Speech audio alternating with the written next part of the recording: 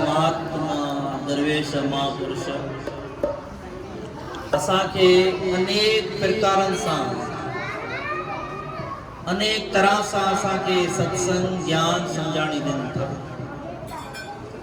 शब्दन के जरिए भी असा के ज्ञान मिले तो, शब्दन के जरिए भी सत्संग मिले तो असा के, पर असा वो भी पंहिंजे मन जे वस थी करे संसार जी कामनाओं वासना में एतरा फाथा पिया आहियूं।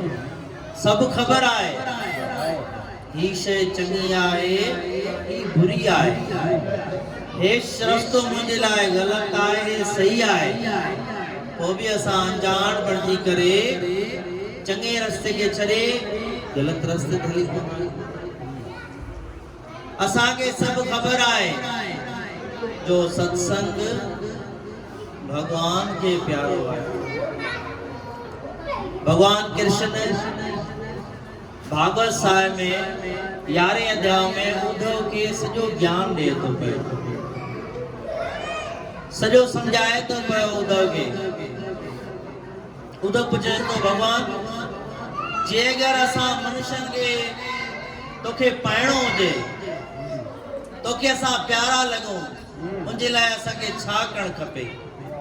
चए सब खां पहिरियों असांखे सत्संग सां जुड़णु खपे। छो जो सत्संग वारो माण्हू मूंखे ॾाढो प्यारो आहे। चई भॻवान पोइ जॾहिं सत्संग वारो माण्हू प्यारो आहे त पोइ माण्हू हवन कंदा आहिनि, यज्ञ कंदा आहिनि, पाठ पूजायूं वॾा वॾा खर्चा करे वॾा वॾा पाठ रखाईंदा आहिनि, वॾा वॾा भंडारा कराईंदा आहिनि। पुछा उहे प्यारा न आहिनि तोखे?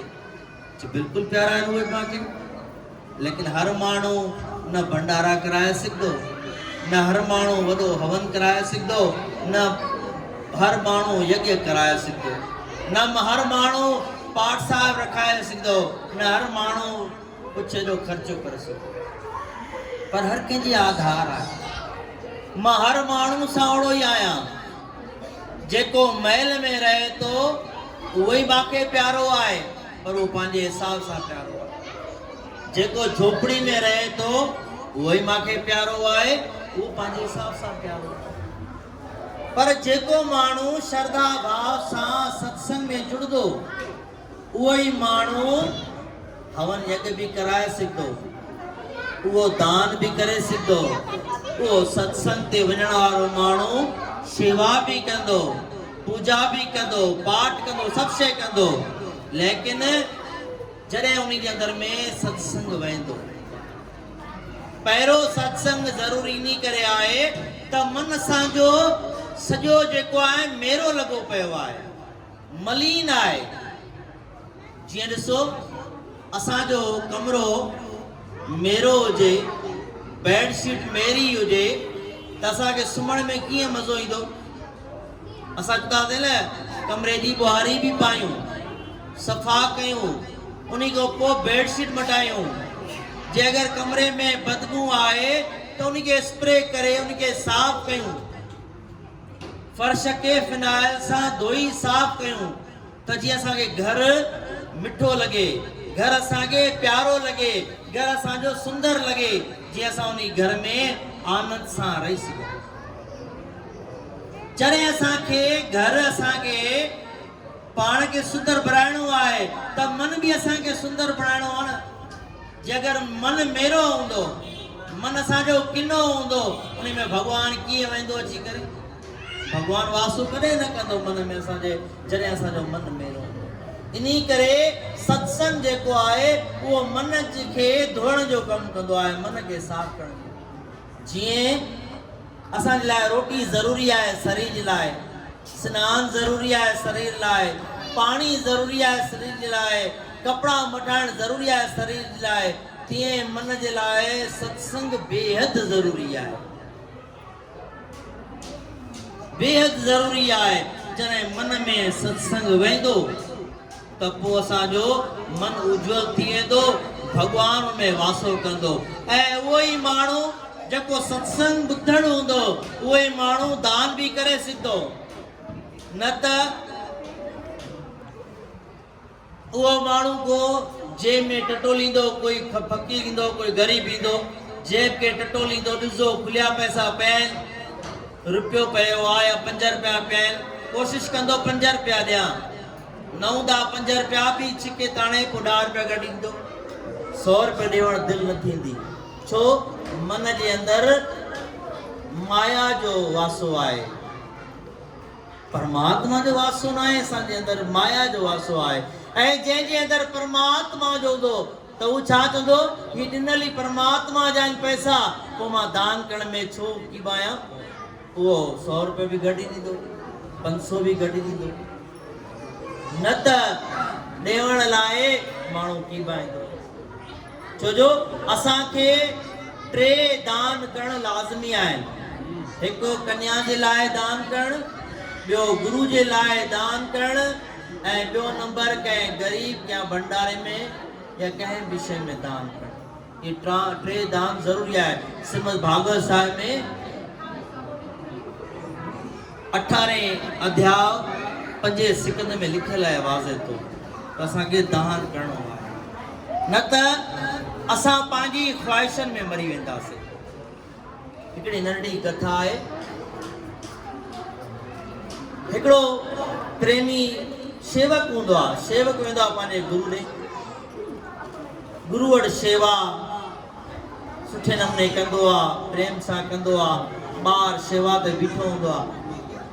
पोइ ॿिया माण्हू चइनि सभा तूं ॿार शेवा ते बीठो हूंदो आहे, अंदरि सत्संग उन टाइम ते स्पीकर वग़ैरह हुया न, जे अंदरि सत्संग बि ॿुध थोरी देरि, जे यार सत्संग में मन न लॻंदो आहे, जंहिंसां चवंदा आहियूं थोड़ी देर सत्संग में काथे हलंदो पहुचे सत्संग, कलाक हलंदो, अधु हलंदो, असां वेंदासीं मज़े सां, लेकिन हिन महिल कलाक वधी वेंदो न, पोइ असांखे बेचैनी थी वेंदी। झटि हीअं पासो फिराईंदासीं, झटि हीअं पासो फिराईंदासीं, मन असांजो न लॻंदो। असां चवंदासीं बहितर ईअं आहे ॿार चकर ॾेई पियो, पोइ बि चएसि पोइ चए मुंहिंजो मन न आहे लॻंदो सत्संग में। ठीकु आहे, हर को माण्हू चवंदो। हिकु ॾींहुं गुरु बि चयो बाबा तूं शेवा बिलाशक कर, लेकिन सत्संग ते चवंदा साईं मूंखे शेवा ॾाढी प्यारी आहे, मां शेवा कंदुमि। ठीकु आहे, सभई चओ श्री राम, जय जय माता दी, सभई चओ वरी बि चओ जय जय माता दी।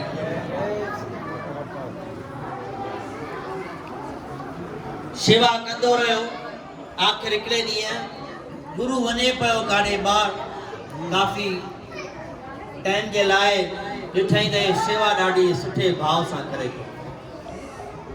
चईंसि बाबा तूं शेवा सुठी करे थो, सुठे नमूने तूं मूंखे राज़ी कयो आहे, प्रसन्न कयो आहे, दरबार खे साफ़ सुथरो हर शइ करे थो, तोखे छा खपे, घुर जेकी घुरे। चई साईं मूंखे धंधे में बिल्कुलु बरकत न आहे, मां ग़रीबी में गुज़ारो कयां थो, हाणे मां हिते आहियां बि मुंहिंजा पोयों ॿार हेॾो हेॾो बड़ी वठी करे गुज़ारो करनि था, दया पाले करे कोई कृपा कयो। चई बाबा तूं डायरी खणी आ, पेन बि खणी आ।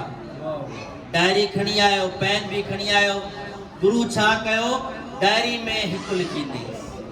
चईंसि रोज़ानो तोखे 1 रुपयो आमदनी थींदी, तूं उन में पंहिंजो गुज़रान कर। चई ठीकु आहे।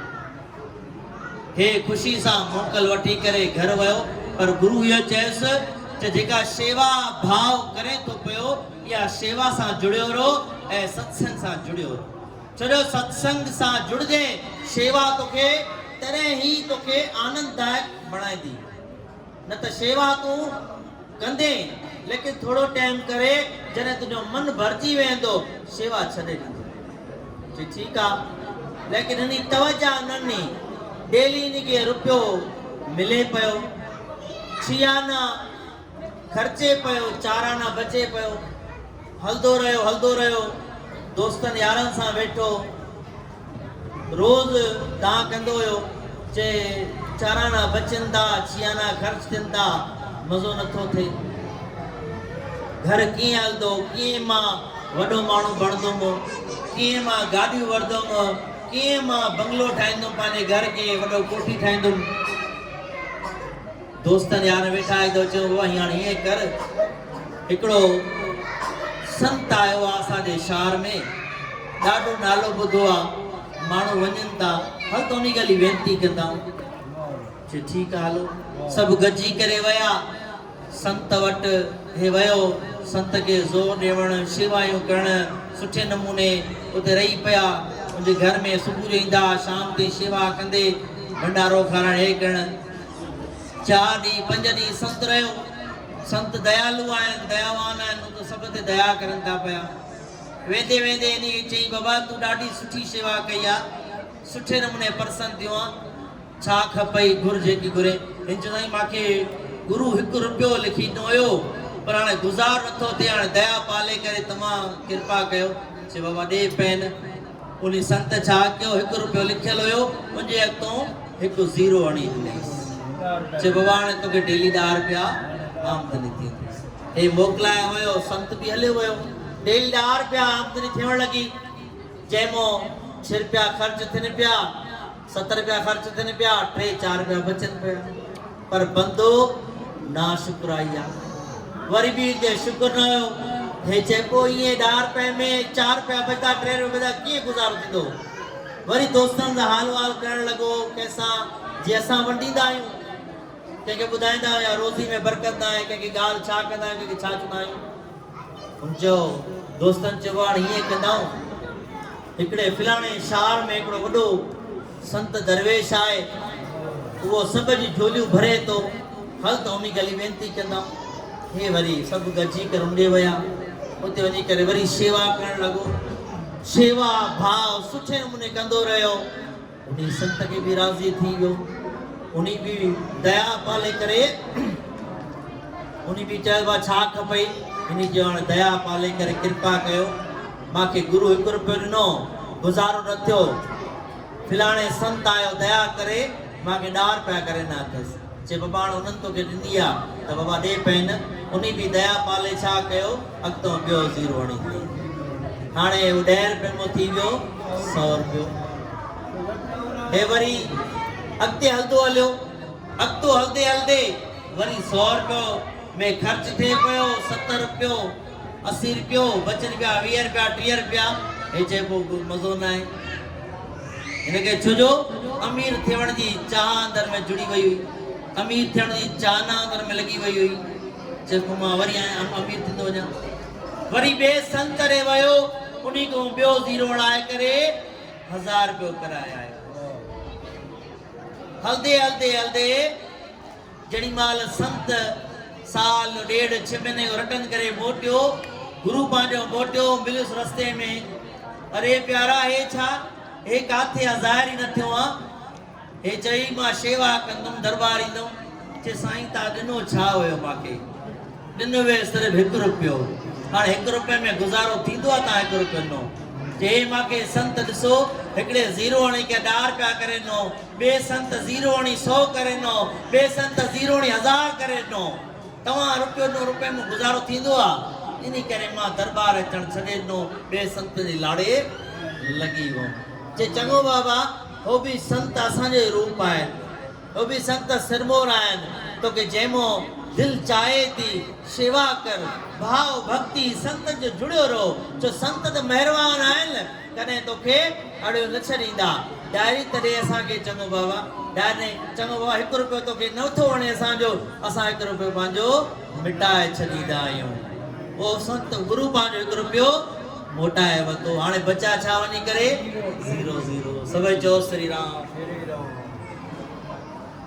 हे परेशान थी वियो चे गुरु त हाणे रुपयो मोटाए वरितो भॻो वरी संतरे जंहिं हिक जे तो ॾार प्राणी ना वरी शेवा भाव के पिरंद किरी पोइ साईं दया कयो हे तव्हां त 0 हणिजो गुरु रुपयो वापसि कयो हाणे हिकिड़ो वॻो हणींदो चे बाबा तोखे गुरु 1 ॾिनो त असां ज़ीरे हणण जी ताक़त रखियूं पिया असां पर अगरि जे गुरु 1 न ॾे आ त असां बि 0 न ॾेई सघूं आ तोखे गुरु तुंहिंजो 1 आहे असां सभु 0 आहियूं इन करे वरी गुरु ॾे वञ गुरु खे राज़ी कर गुरु तोखे 1 ॾींदो त तूं 1 में माला माल थींदे वेंदे जो 1 ई न ॾींदो त तोखे काॾों मिलंदो।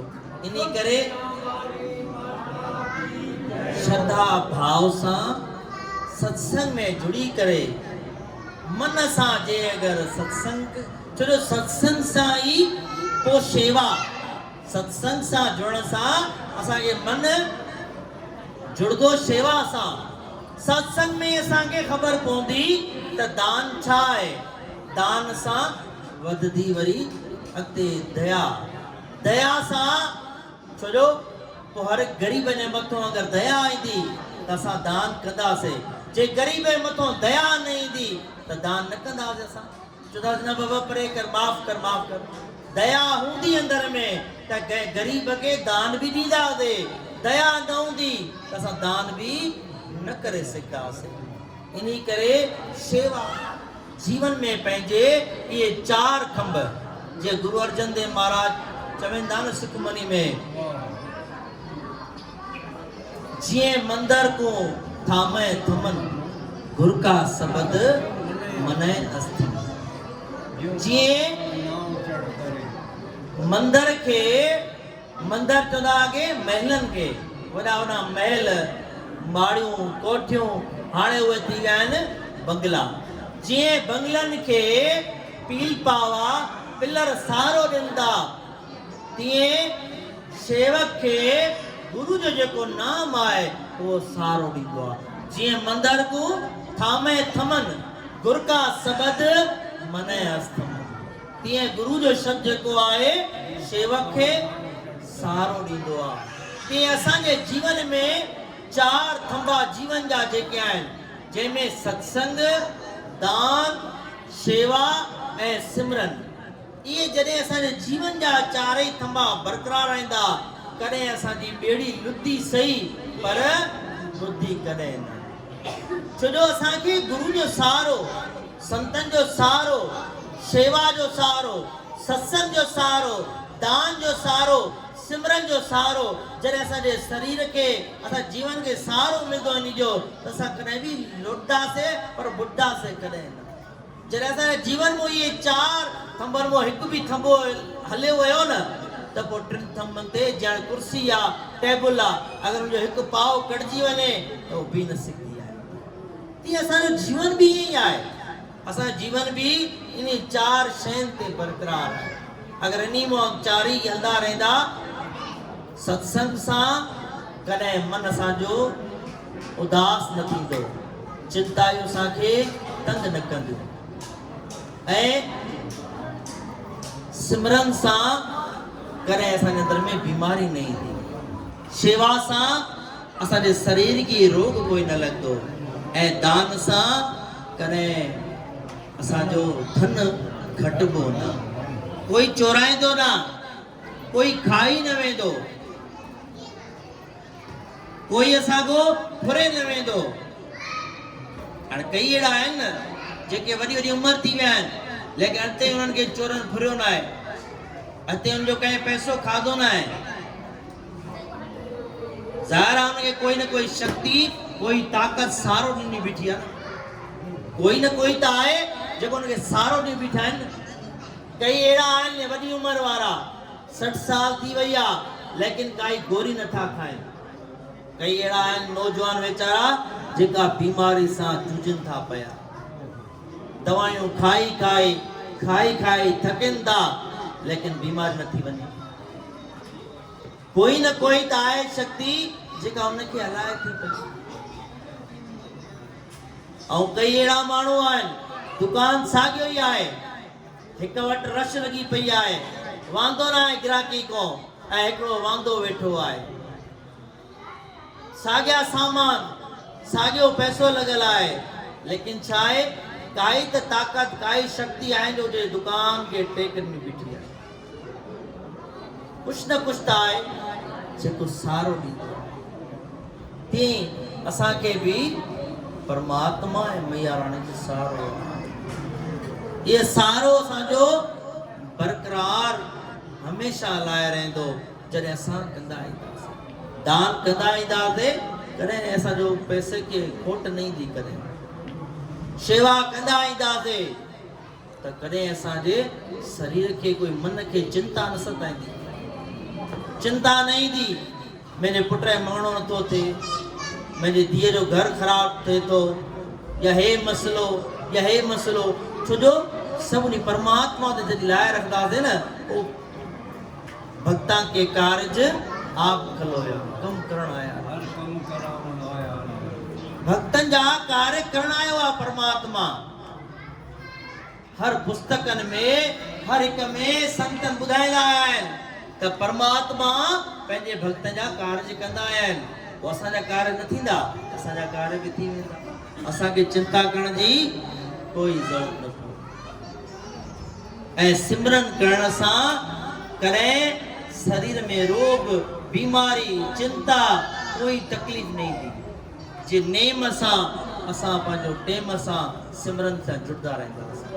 इन करे अंदर भाव में इहो विश्वास इहा श्रद्धा बढ़ाए रखो। हिन संसार में टाइम कंहिं वटि बि न आहे, हर माण्हू मसरूफ़ आहे। जेको पुछो मां अॼु हिन कम में मसरूफ़ हुउमि, मां हिन कम में मसरूफ़ हुउमि, लेकिन टाइम कढणो पवंदो सतगुरु जे लाइ, संतन जे लाइ, प्रभु जे लाइ, शेवा जे लाइ, सिमरन लाइ, दान जे लाइ, या कंहिं सत्संग लाइ टाइम कढंदासीं। टाइम आहे न, टाइम कढणो पवंदो। टाइम कढी करे वियासीं त पोइ कॾहिं बि भॻवान बि जॾहिं ईंदो न असां ॾे, पोइ असांखे सभ खां पहिरें अची करे ॿिया माइट पोइ पुॼंदा, लेकिन पहिरियों अची भॻवान सहायता कंदो। ॾिसो भॻवान सुख करे जॾहिं एक्सीडेंट थींदो आहे, कोनी टाइम कंहिं माइट सॾु न कंदा आहियूं, चाचा संभार भाउ संभार न, सतगुरु असांजी लज्जर खे संभालींदी असांखे। उन टाइम कंहिंखे यादि कंदा आहियूं? सतगुरु ऐं परमात्मा खे। ऐं उन टाइम केरु ईंदो आहे? परमात्मा ऐं सतगुरु असांजी रक्षा कंदा आहिनि। कोई माइट न ईंदो आहे। जॾहिं एक्सीडेंट थी करे गाॾी बीजी वेंदी आहे, किरंदी आहे, पोइ माण्हू आस पास वारा अची संभालंदा आहिनि, लेकिन पहिरियों केरु संभालंदो आहे? परमात्मा संभालंदो। तीअं ई जॾहिं असां उनजे लाइ टाइम कढंदासीं त पोइ परमात्मा बि असां लाइ टाइम कढंदो। जॾहिं असां टाइम न हूंदो त पोइ असांजे लाइ कीअं? इन करे जे अगरि असां न संभालियो आहे, जे असां अगरि सिमरन न कयो आहे, त अॼु ई शुरू करे छॾियो। सभई चओ श्री राम। जे अॼु असां सिमरन अगरि न कयो आहे, अॼु ई असां सिमरन सां जुड़ी वञूं। जे अगरि असां सत्संग सां न जुड़िया आहियूं, अॼु ई असां सत्संग सां जुड़ी वञूं। जे अगरि असां शेवा सां न जुड़िया आहियूं, असां अॼु ई शेवा सां जुड़ी वञूं। और जॾहिं असां अॼु ई असां ज़िंदगी शुरू कंदासीं पंहिंजी, पोइ देरि ई न आहे, न त पोइ देरि थी वेंदी घणी। हाणे कई वीचारा आहिनि, असां वेंदा आहियूं, बेड ते पिया हूंदा आहिनि, पोइ छा चवंदा आहिनि? साईं दया कयो, अरदास कयो, असां दरबार वञण जहिड़ा थियूं। ऐं ॿिया कुझु न आहिनि, चवंदा दुकान ते वञूं, काॾे न, अरदास कयो, असां दरबार वञूं, परमात्मा जा दर्शन कयूं। इहो मन में भाव रखो, पोइ लेट थी वेंदी आहे। पर हाणे कई अहिड़ा बि आहिनि माण्हू जेके दरबार जे लाइ सघ आहे, जंगा बि आहिनि, ताक़त बि आहे, लेकिन टाइम न आहे दरबार जो। ऐं जेके वीचारा पिया आहिनि बेडनि ते, उन्हनि टाइम जाम आहे, लेकिन दरबार वञण लाइ हुकुम नथो थिए। सभिनी यार जो हुकुम, जंहिंखे उहा सॾु कंदी आहे, जंहिंखे बुलाओ कंदी आहे, उहो ईंदो आहे। माता जिनको याद करे लोग निराले होते हैं, माता जिनका नाम पुकारे वो किस्मत वारा। जंहिंखे उहो सॾु करे, जंहिंजो नाम पुकारे, उहे हाणे असां सभु छा आहियूं? किस्मत वारा आहियूं, जो उन असांखे पंहिंजे दर ते घुरायो। बोलो शेरा वाली माता, सतगुरु साईं कैलाशपुरी दातार, सतगुरु साईं रामपुरी दातार की। सब संतन महात्माओं ने आयो लाल सभई चो झूले।